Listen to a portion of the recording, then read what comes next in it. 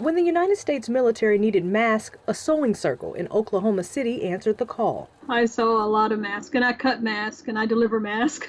So now I've made a couple of hundred already. So far, the group of about 10 women has made more than 1,700 masks. Dr. Rosemary Eskridge's team was already sewing blankets on behalf of the Red Cross, so it was easy to switch to masks. The challenge was safely exchanging materials and patterns to the circle that included people in their 80s and 90s. We get about a minute from their house, we call them, and they set the stuff on the porch, and we put on our mask and we go get it off the porch, and we leave them a bag. So, and then we get back in the car. They pride themselves on variety. So right here, this is a duck bill.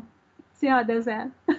So you've got room to breathe. The layered masks are distributed to the VA hospital and nearby Fort Sill outside of Lawton, Oklahoma, where the commanding officer wasn't thrilled with one of the designs. He just said if you're a guard at the gate and you have on, Flintstone or something like that, then that's not very authoritarian. So he asked us if we could make khaki masks. In April, Defense Secretary Mark Esper issued guidelines saying members of the military must wear face coverings when in public.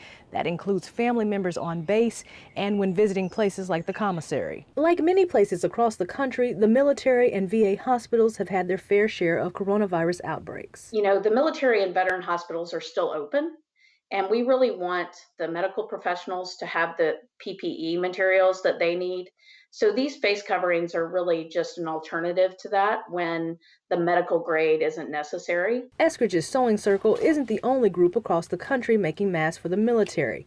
In fact, it's not the only group in history to voluntarily sew masks for the troops during a pandemic. This initiative was really inspired by our work during the worldwide pandemic influenza outbreak that happened back in 1918, 1919. That's when people across the country voluntarily made hundreds of thousands of masks for the military during World War I. Eskridge, the daughter of a veteran, says like those volunteers, her group is in it for the long haul. If it protects one family where 10 people don't get sick, then I think it's worth our time, just being able to help. Amber Strong, Newsy in Northern Virginia.